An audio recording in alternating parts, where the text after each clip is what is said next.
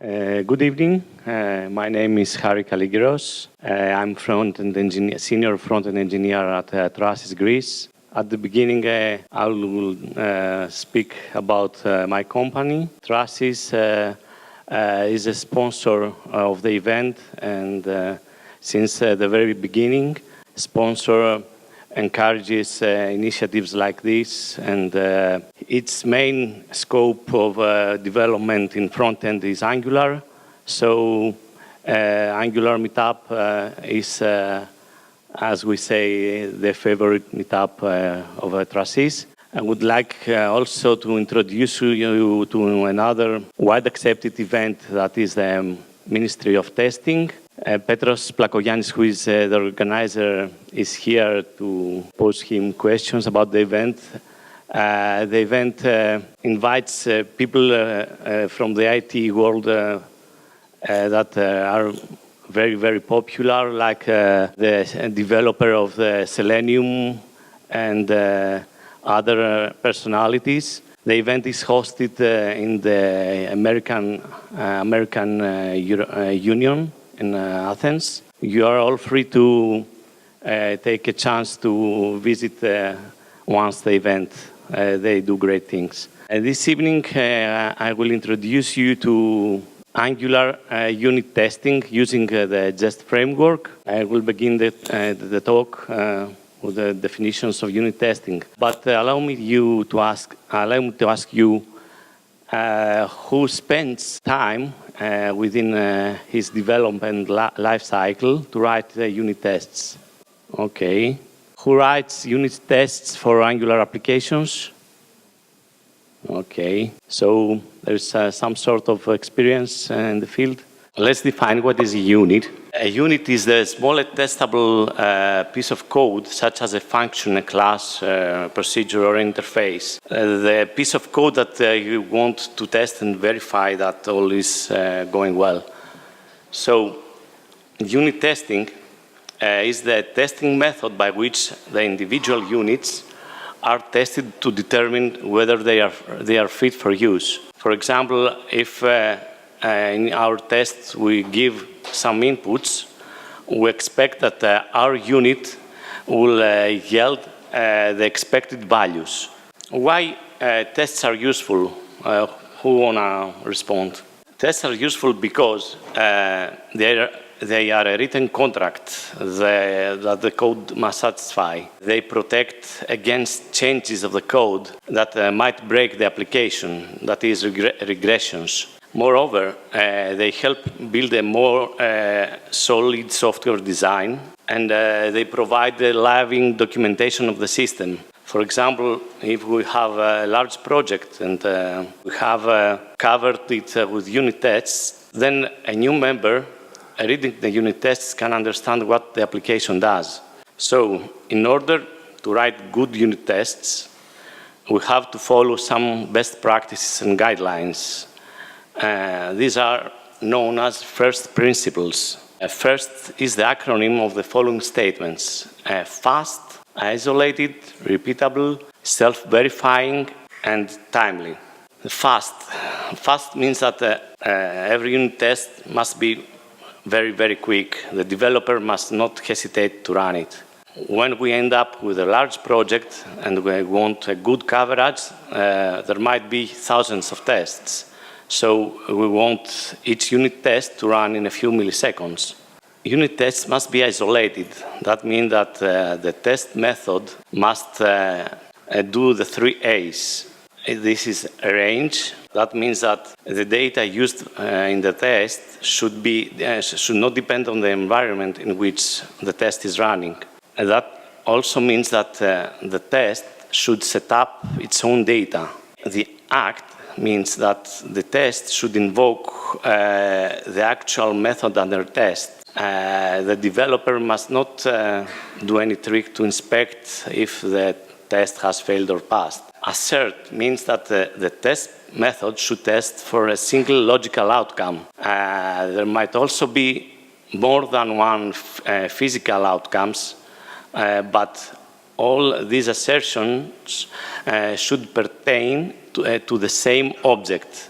For example, if the method we are testing in his output returns an object, we must verify that the actual object is also the expected one. And last, the unit test must run independently of its order. That means that if we change the order the unit test runs in a test case, then it should yield the same results. Repeatable. Repeatable means that the test method should prepare again its own data. A unit test must not depend from the data that a previous unit test has run. It must have deterministic results. That means that whenever we run the test, given the same inputs, we must have the same outputs, the same expected values. Also, each test should set up and arrange its own data. But if we need to share some data among many unit tests, we can arrange some data helper methods, but we must reassure that the data are not altered by the unit test. The next unit test must use the same bunch of data. Self-validating, that means that unit test must be explicit on its failure or on its success. We should not inspect in the code if the unit test has passed or failed. Timely and thorough, that means that we should concern that we cover the happy scenario, the happy use case, the happy path. We must not aim for a 100% coverage, although times it might be useful to provide to the unit test some corner or boundary values to see how the unit is behaving. Apart from the best practices and guidelines, Angular provides us her own utilities. The most important testing utility is the testbed. Testbed creates a dynamically constructed Angular test module, which is similar to the ng module. It provides the configure testing module method that takes a metadata object similar to the one that ng module takes. There are many testing utilities, but you can go to the Angular I/O site to see all of them. I want to be brief on how to integrate Jest in an Angular project. So this is a website with a good article to find the instructions how to embed the Jest framework in an Angular CLI project. Because by default, the Angular project comes with the Jasmine and Karma unit testing utilities. Jest is a delightful JavaScript testing framework with its focus on simplicity. It comes from the React world. It is developed by Facebook, but it comes handy even in the Angular world. It is fast and safe, and provides easy mocking and code coverage out of the box. And the main site where you can find the documentation is the justjs.io site. I want only to mention two main capabilities of the framework. The one is the mocking. Mocking is the technique to isolate test subjects by replacing dependencies with objects that you can control and inspect. The unit has some external dependencies. In order to test it in a quick manner, you provide some fake objects and methods, and as the dependencies of the unit, and the tests run in isolated mode and more fast. Jest provides the jest.fn function. With it, we can capture the calls, we can return our values and change the implementation of a real dependency. And The last one is the last are spies. Jest spies watch a method invocation of an object in our unit, but they'll leave the original implementation in place. In contrary to other frameworks, such as Mocha and Jasmine, Jest will invoke the spied method, that is, will invoke the real implementation, but gives us also the possibility to provide the mock implementation with further coding. So the usage is jest.spyon.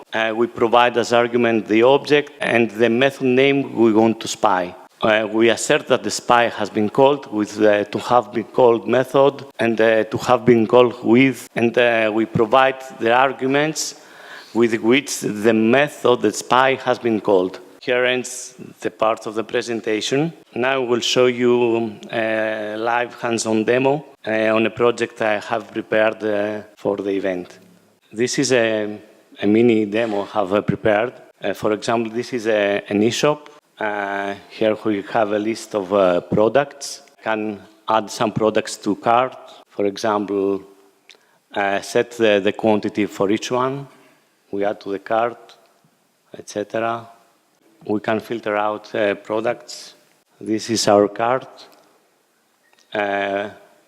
where we see the total amount and the unit price and the partial sum of each product. I have prepared unit tests for the application. This is an Angular CLI project. We will see the simplest one. This is a pipe. Pipe means that in the template we have a numerical value, and the pipe converts the value to something else. It's like a formatter. So we have the transform function, which takes a value, which is a number, and converts it to a decimal with 2 decimal points. So we want to test this method. This is the structure of the Jest test. The describe defines a test suite where we may have more than one test. It's significant to put it in the beginning of the test. Jest provides us also the before each and after each method. These functions are invoked at the beginning of each test. So if we want to initialize some data or some other structures, we do it in the before each function. So here I instantiate my decimal pipe in the before each, and then I use it in each one test below. As you see, this is my pipe, and I call the transform function. I give the input, this one, 342 point blah blah, and the expected value is a string with 2 decimal points. In VS Code, there are 2 extensions that help very much performing Jest unit tests. The first one is Jest, and the second one is Jest Runner, which I have installed. I can test a single test by pressing Run Jest. So we see that the test has passed, and the real benefit of Jest is that it runs in the Node.js environment, and it uses a browser that it is called JS DOM. That gives the power to the tools to show directly the results of the test with this green dot. For example, if here I break the test, then automatically you see that the bullet is red now, and that means that the test is broken. Now we'll show you how to use a test bed to test a component. This is a dump component. That means that this is a presentational component which takes some inputs. It takes as input the products and the quantities, and as output has the add to cart. So here is my test bed. I have the describe, where I have some variables in the closure. And you see here that I use in the before each the async keyword. The async keyword is used because something asynchronous happens. The asynchronous thing is the template. The product list component has the template as an external file. So it takes some time to load the external file in memory, and that's why async comes into play. Async completes the before each function as soon as the template is read in memory. We configure the test bed with the imports and the declarations as the product list component. Then we create the component, and the creation of the component from the test bed makes a fixture. Fixture is a representation of our component in an Angular context. From the fixture, we can take the component instance, and we can also have a DOM query selector style selection. For example, we take the table element from the fixture. We set the products as an input and the quantities. And the products and the quantities are used to instantiate the presentational component as inputs. We instantiate the presentational component, we feed the quantities and the products as the inputs of the component. We also trigger a change detection because here we are in a unit testing environment. The change detection is triggered only manually. We trigger the changes, and then we expect to see the results. We expect to see that in the screen, we'll see 2 products. We'll see that the bacon has a quantity of 2, the sausages will have a quantity of 3, etc. And here, this is a test where we can trigger some events such as mouse clicks and etc. But when we trigger some events, we must invoke again a change detection. This is critical for the unit test. The same here. I change something in the input of the quantity. We trigger the change detection, and we expect some results. Now I can run all the tests. VS Code also allows us to do debugging within the IDE. So we can put some breakpoints here and see what the execution frame is. We may see the closures, the stack traces, etc. So all tests are run. This is an HTML reporter. We can see the results of the tests. And this report gives us the coverage of the code. For example, you see here that this code is not covered. This is highlighted in pink color. You'll find all this code in my GitHub account. So you can find many examples of unit testing with the Jest framework. Every time you want, you can ask me, and I am in the Slack of the Angular Meetup. And now I expect you to ask me whatever you want about Jest and unit testing. Great. So thank you, Harris.